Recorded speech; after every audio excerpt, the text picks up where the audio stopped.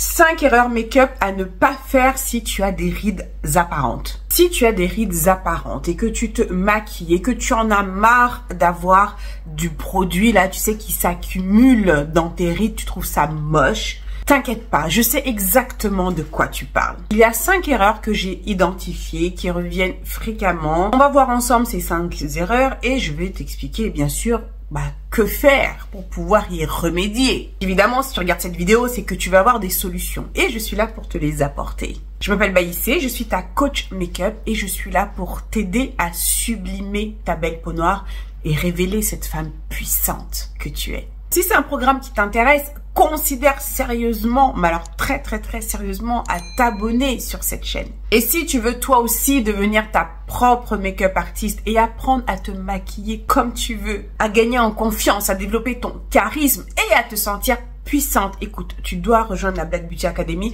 mais avant ça, je t'ai contacté un atelier totalement gratuit. Comment devenir ta propre make-up artiste en 4 étapes clés. Je t'encourage vivement à regarder cet atelier. Tu vas y accéder immédiatement dès que tu vas t'inscrire là. Je t'ai mis le lien en description. Je t'explique également tout en ce qui concerne la Black Beauty Academy et tu sauras si c'est quelque chose qui est fait pour toi. Vas-y, je t'ai mis le lien et l'atelier t'attend bien au chaud.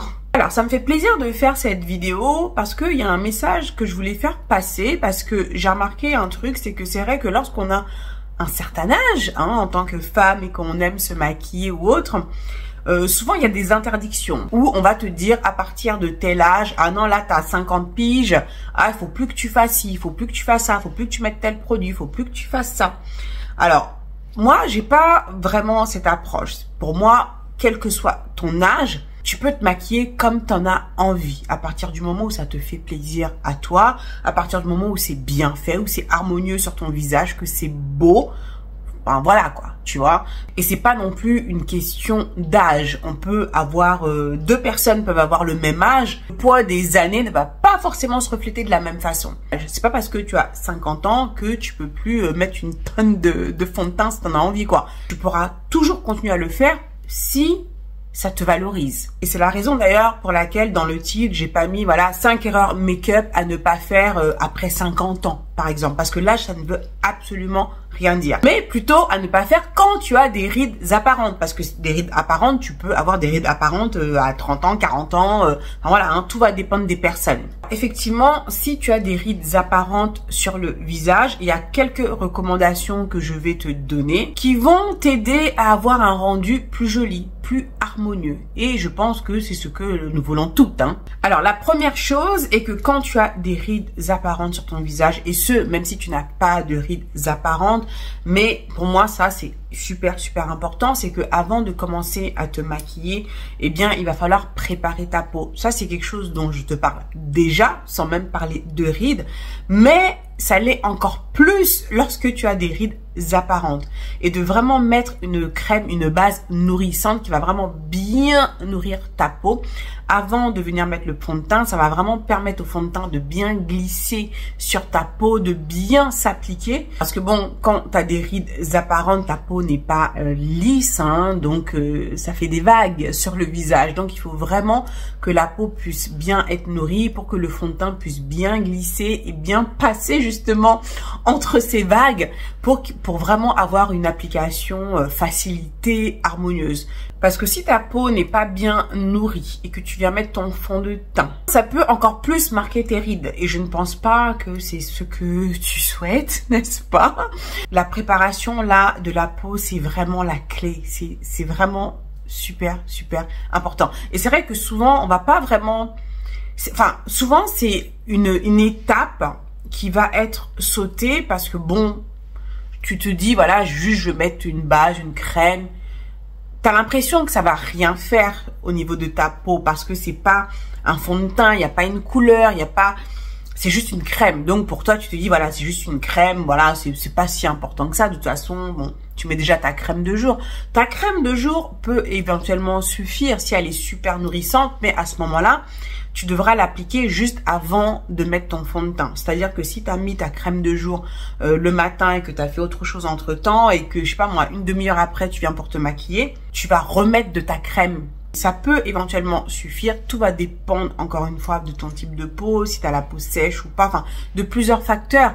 Là, tout de suite, si tu n'as pas de crème spécifique, de base de maquillage spécifique, tu peux déjà, dans un premier temps, utiliser ta crème de jour. Mais la règle, c'est de l'utiliser juste avant d'appliquer ton fond de teint. La deuxième erreur que je constate, si tu as des rides apparentes, eh bien, c'est la quantité de produits que tu vas mettre sur ton visage.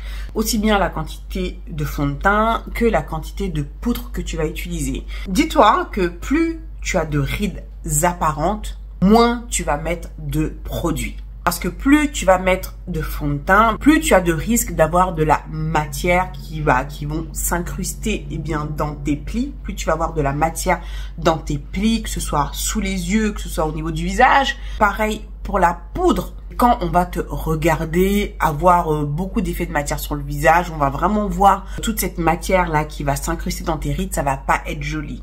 Et c'est ce qui va nous amener également à la troisième erreur, c'est de ne pas appliquer les produits de la bonne façon. Alors, je vais t'expliquer ce que je veux dire par là. Donc là, je viens de te dire justement qu'il ne faut pas utiliser trop de produits. Il faut utiliser un minimum de produits. Et pour pouvoir justement te faciliter cette tâche-là, tu vas devoir appliquer ton fond de teint de la bonne façon avec les bons outils.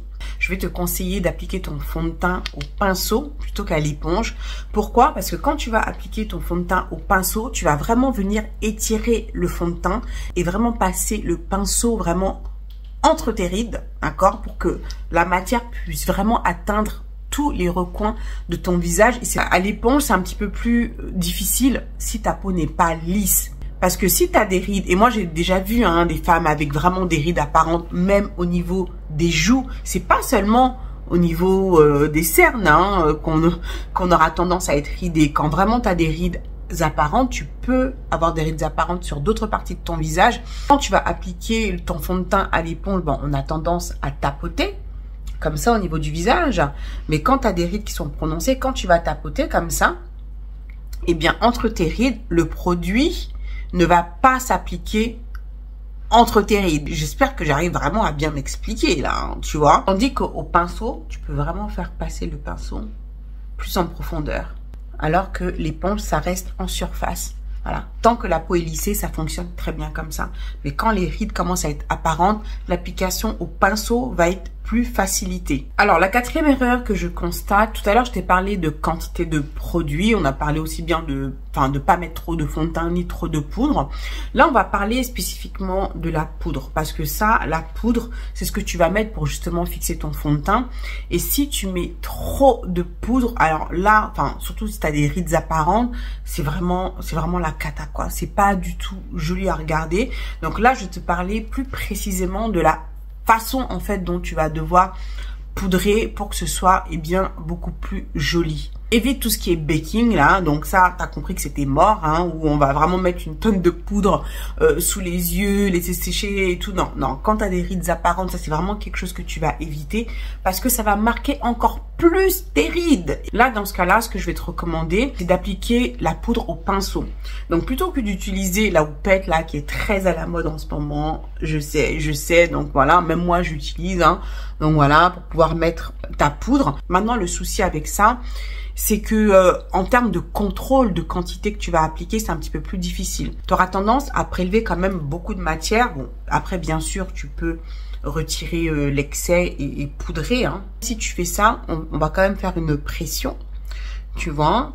Et si tu as des rides qui sont très prononcées, comme je te l'ai expliqué tout à l'heure, quand tu vas appliquer ton fond de teint comme ça à l'éponge, il y a certaines parties que tu ne vas pas atteindre. Parce qu'on va vraiment appliquer en faisant des pressions sur la peau.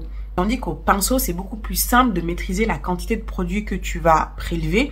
Et tu pourras également plus facilement appliquer entre les rides. Par exemple, tu prends un pinceau comme ceci.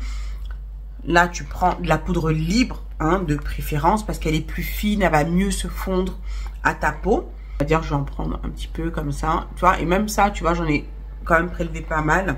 Donc, je vais aller là, dans le couvercle. Voilà. Ensuite, tu tapotes comme ça. Tu retires l'excédent, tu vois. Et tu vas venir, comme ça, fixer ton dessous d'œil. Tu vas plus facilement fixer même entre les rides ou les ridules. Et encore là, le pinceau que j'ai pris, il est plutôt gros. Sous les yeux, tu peux même venir prendre un pinceau estompeur comme ça, que tu utilises normalement pour ton fard à paupières. Et tu peux également l'utiliser pour le dessous d'œil. Ça va être très simple de venir fixer ton anti-cerne ici, avec ce type de pinceau. Donc pareil, hein, tu prends ta poudre libre, voilà, tu tapotes et tu viens comme ça balayer sous les yeux. Là, tu vas vraiment utiliser un minimum de produit, mais ça va être hyper efficace pour venir fixer ton anti-cerne sans faire des paquets sous les yeux, tu vois. Ça va être plus simple, tu vas mettre moins de produits et tu verras que le fini, il sera plus joli, plus harmonieux. Ce sera plus lissé sous les yeux, tu vois. Parce que plus tu vas mettre de poudre, plus tu vas mettre de paquets, plus ça va marquer tes ridules et plus tu vas être là en mode « mais c'est quoi ça ?» Hein, j'aime pas du tout, tu veux te maquiller parce que bon voilà, t'as envie de te sublimer. Et quand tu te maquilles, tu trouves que tu dis merde, attends, j'ai l'impression que mes rides, je les vois encore plus. C'est pas ce que tu veux, c'est juste, il faut savoir comment faire ta chose. La 5e erreur que je constate lorsque tu te maquilles, eh bien là, c'est au niveau du maquillage des yeux. Parce que tu peux avoir les paupières très ridées, d'accord? Et je sais que ça, il y a des femmes qui souvent rencontrent ce problème, ou me demandent, ici, comment je fais? Parce que voilà, je trouve que c'est pas très joli quand je mets du fard sur les yeux. J'ai plein de rides apparentes sur les yeux. Alors déjà, le truc, c'est que quand tu as beaucoup de rides comme ça sur les yeux, surtout en ce qui concerne ta paupière mobile, hein, évite de mettre des fards mat. Le fard mat qui est plutôt sec, je trouve que ça a tendance à marquer encore plus les rides. En revanche, je trouve que le fard irisé, alors je te parle, attention, de la paupière mobile, d'accord? Parce que c'est surtout à cet endroit-là hein, où il y a tendance à avoir plein de rides, d'accord? Un petit peu plus haut, ça va encore mettre du fard mat, plus haut, en couleur de transition. Quand tu vas utiliser des fards irisés, la texture, elle est un petit peu plus, on va dire, glissante. Ça va mieux glisser que les fards mat qui sont plutôt secs. Donc, ça va s'appliquer plus facilement. Et je te conseillerais même une application au doigt. Ça va être plus simple pour pouvoir vraiment bien appliquer ton fard irisé. Et ensuite, tu viendras travailler avec le fard mat au niveau plus de ta couleur de transition, donc plus haut, pour pouvoir bien se fondre. Et pareil, la quantité de fard aussi que tu vas mettre sur les yeux est aussi importante. Plus tu vas en mettre, plus ça va faire des paquets. Et plus tu as de plis sur les yeux, plus ça va se marquer, plus ça va se voir. Et moins ça va faire joli. Donc, pas trop de quantité. J'espère que ces quelques idées t'auront donné des pistes à mieux appréhender le maquillage si tu as des rides apparentes. Donc oui, tu peux toujours te maquiller. Il y a juste des petites choses auxquelles il faudra faire attention pour pouvoir avoir un rendu harmonieux. Mais voilà, ne te mets pas de frein, ne te mets aucune barrière. C'est pas une question d'âge. Tu vas pas arrêter de te maquiller parce que tu as 50, 60 ans ou même 70 ans. Si tu as envie de te maquiller, bien maquille-toi. Moi, ma mère, elle a plus de 70 ans. Elle a presque 80 ans. Ma mère, elle continue toujours à se maquiller parce qu'elle kiffe ça et que ça lui donne du bonheur. Donc, voilà, faut juste savoir comment le faire. Je dis pas, voilà, ça y est, j'ai tel âge, ça y est, je suis finie, je peux plus me maquiller, je peux plus faire ci, je peux plus faire ça. Non, ne te mets aucune limite, aucune limite. En tout cas, j'espère que cette vidéo t'aura vraiment aidé. N'oublie pas, si tu veux devenir ta propre make-up artiste, je t'ai préparé cet atelier gratuit que je t'encourage vivement, vivement, vivement à regarder. Et ce, quel que soit ton âge, comment devenir ta propre make-up artiste en 4 étapes clés. Je t'ai mis le lien en description. Va regarder cet atelier. Tu auras également tous les renseignements concernant la Black Beauty Academy qui est une plateforme en ligne où je t'apprends à te maquiller. Tu rejoins une communauté de femmes comme toi qui sont là pour apprendre à se maquiller, pour gagner en confiance, pour justement se sentir accompagnée, ne plus être seule. Elles partagent la même passion du maquillage et pas que, parce qu'elles ont aussi envie de grandir personnellement. Donc si c'est quelque chose qui te parle, si tu as envie de te sentir entourée, accompagnée, de partager tout ça avec d'autres femmes comme toi, tu dois rejoindre la Black Beauty Academy. C'est vraiment une communauté incroyable. C'est une famille, la Black Beauty Academy, que tu vas rejoindre. C'est pas juste une plateforme où tu vas apprendre à te maquiller. C'est bien plus que ça parce qu'on parle d'autres choses aussi. On parle aussi développement personnel. Donc, vraiment, c'est une communauté qui est super riche. Regarde l'atelier, tu connaîtras non seulement les 4 étapes clés pour devenir ta propre make-up artiste, mais tu sauras tout également sur la Black Beauty Academy. Et si c'est quelque chose qui te parle, donc vas-y, je t'ai mis le lien en description. Merci d'avoir regardé cette vidéo jusqu'au bout. Moi, je te fais plein de gros bisous. Abonne-toi si ce n'est pas encore fait. Prends soin de toi et je te dis à très bientôt pour la prochaine vidéo. Ciao, ciao!